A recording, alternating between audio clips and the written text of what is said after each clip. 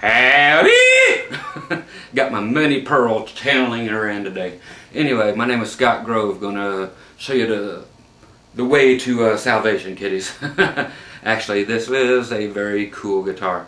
Anybody wants a good Gibson guitar and don't want to pay a whole lot of money for it, but wants a guitar every bit as good as any Les Paul I've ever had, and better for the reasons that I will explain to you.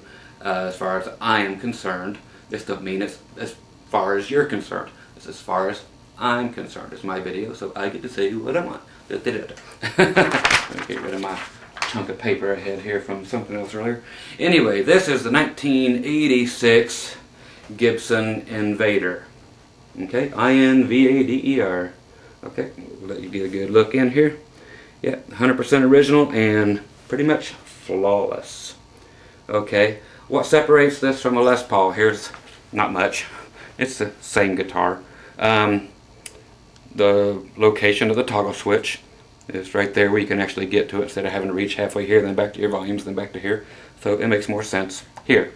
Okay, here's the headstock. What makes it an Invader? That little thing that says Invader.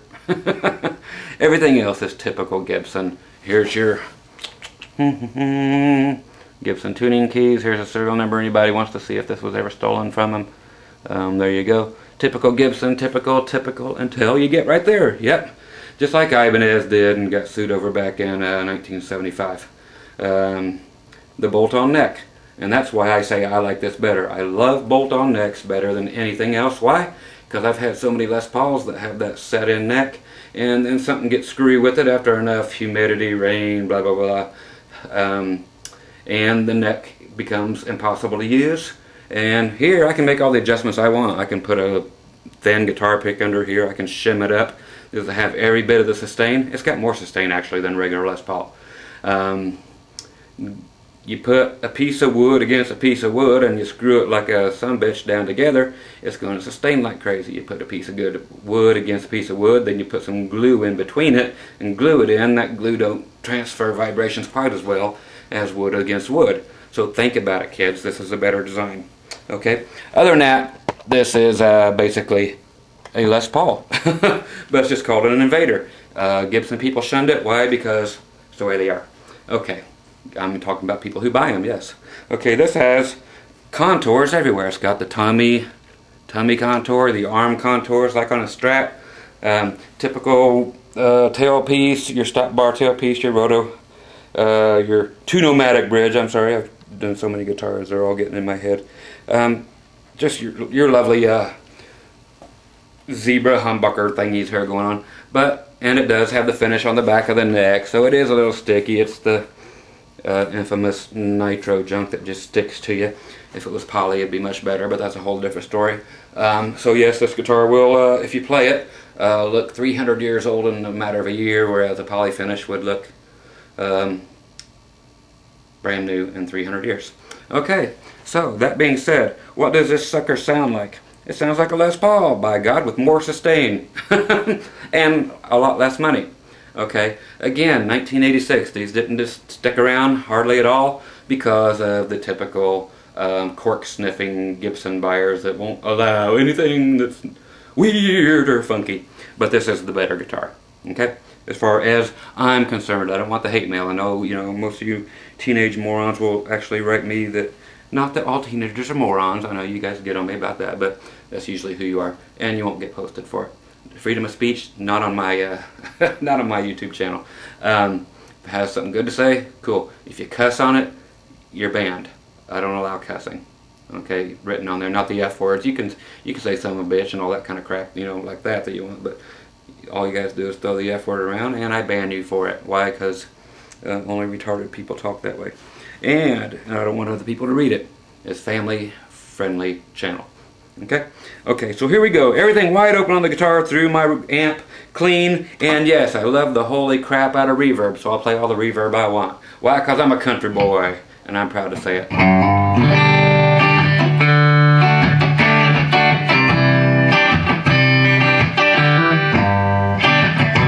Now that's a full-sounding flipping guitar. That's just everything wide open on the guitar and both pickups on. Okay?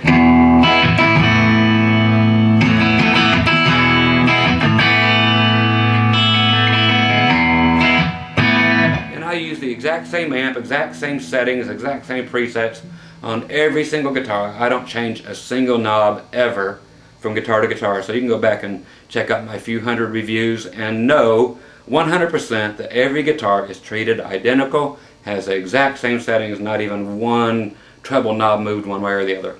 It stays the same. Why? Because I use a Johnson JM150 amp. It is a digital amp, which I love so much more than tube amps. And solid state power, I love that so much better than tube amps. But it does have the two 12AX7 preamp tubes, which give you the just helps out with the overdrive and the distortion. Okay, so it does have the two little tubes in the preamp, which does help a little bit. Okay, so that's what I'm using. So you all know, everybody wants to know how I get the groovier sounds than what they do with their tube amps, because I don't fall victim to the stereotypical gotta have a tube amp. It don't work. Sorry. For you, if it does, great. If not, whatever. But I've got tone, so. So this sounds better than all of my Les Pauls. Okay? And 1/3 of the price. So if you could find a Gibson Invader and you can live with the fact, oh my God, it has a bolt-on neck that I can actually adjust when I need to, then by God, get one. It's actually got the switch right here where I can reach it instead of having to go up here and get it and then back down to here to the other knobs. Okay, let's go to the bridge pickup.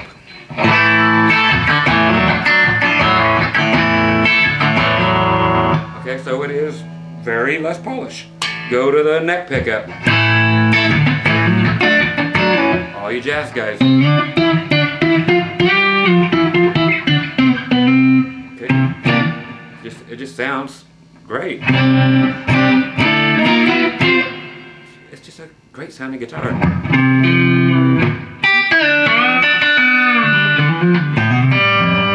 Always have to throw in the country licks just to piss off the rock players. Remember, those used to be actually rock and roll licks.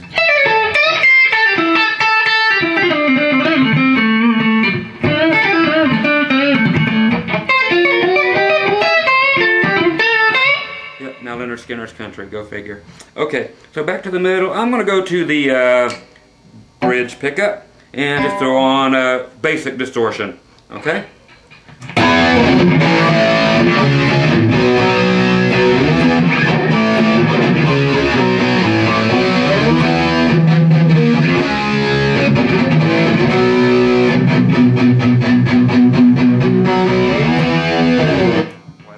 Because I wanted to. Okay, now a different type of distortion with a few effects and stuff.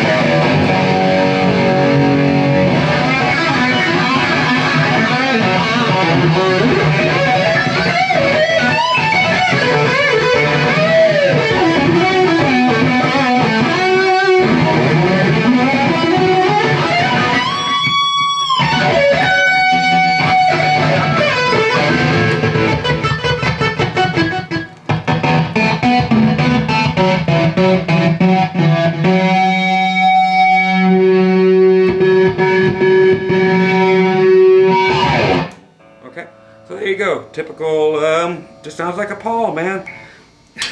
Go to the net, get something nice and creamy going.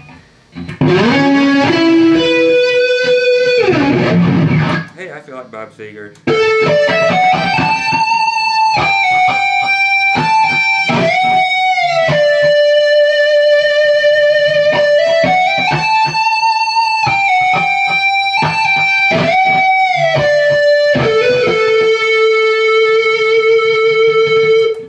Am I using? None. They're built in the amp, so there's no effects processor. I'm just going straight into the amp. I have my J12 control board down here, which does nothing. It's just a MIDI controller for all the sounds that I've programmed into the amplifier. So it's just the Johnson Millennium doing all the stuff. So line 6 Yes, they suck. They came along after people weren't ready for the modeling stuff. Now that everybody's ready. Poor old Johnson's out of business, and they're still the best amps out there, so go get one. These were like $2,500 new. You can get them for $500 on eBay now for the Johnson amps. This guitar I think I paid, I don't know, $600 for or something, and it is immaculate. Original hard shell case, everything. The Gibson Invader. Okay, nothing has been changed about this thing. It is clean as a whistle. I've been waiting for the super clean one, and by God I got it. And as you can see, it just sounds as good as any Les Paul Standard on the market. I've got a Les Paul Standard up here, and I like this one better. Why? Mainly for the fact that it's about half the weight, and you can adjust the neck. Okay, now, that makes a real difference, you know, when you can adjust the neck and you have more sustain out of a guitar that's doesn't have a glue, what would you call it, like a glue gasket between the neck and the guitar. So wood against wood just makes more sense. So there you go, kids. We'll add a few more things. I got a little more time. Let's try, I don't know, the crybaby sound, which again is in the amp, but I'm just using the controller here.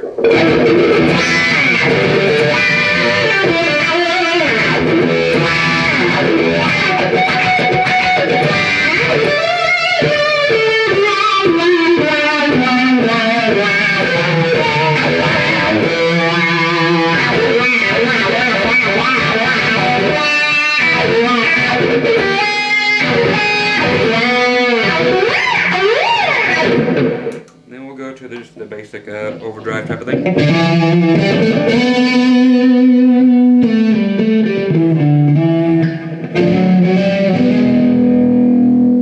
Back the volume back.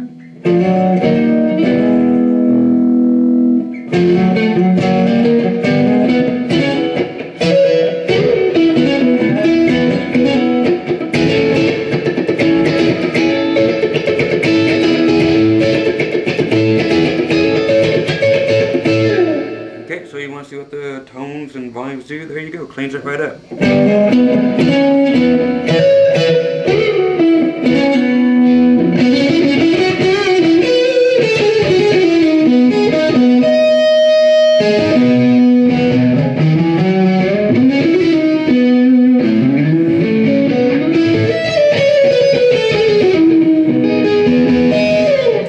So very nice. Clean rhythm. Back the tone or volume down. It don't kill your tone for some reason. Tone knobs work great.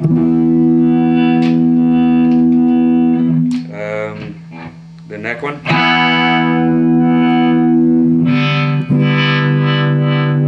You could almost use that puppy as a wah.